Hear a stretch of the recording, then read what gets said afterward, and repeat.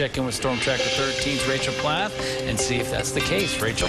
Yeah, we had that very strong storm that moved overhead. It dropped a lot of rain over an area where we just didn't need it. Take a look, though. Right now, we are seeing some improvement from that USGS camera that is located just at the mouth of the Waldo Canyon near Manitou Springs.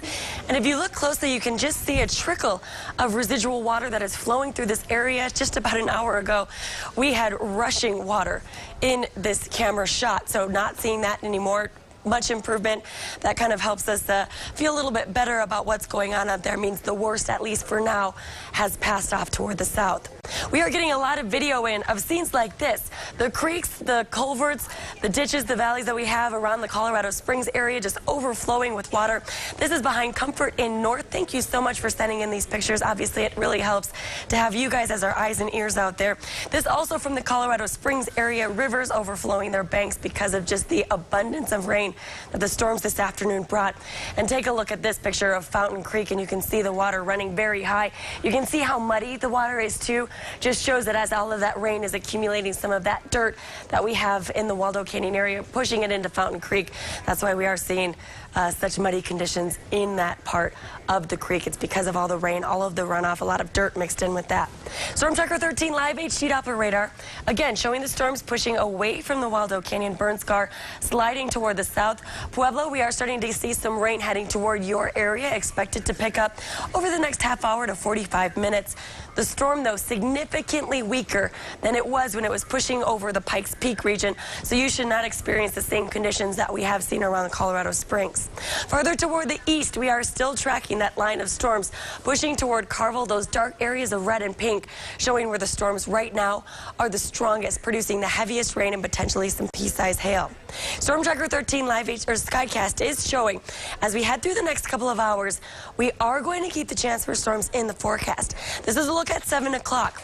We may be getting a break from the storms right now, but as we head into the later evening hours, it's very possible we will see some redevelopment.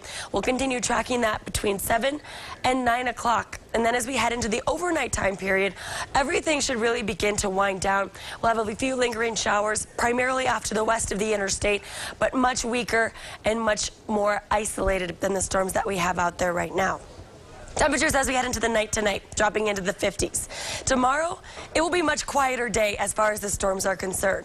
But we're still going to be tracking a few storms out there. Through 9 o'clock, most of the light rain will be out across the plains. It won't be until the afternoon when we'll start to see those storms popping up around El Paso, Teller County, over the mountains as well.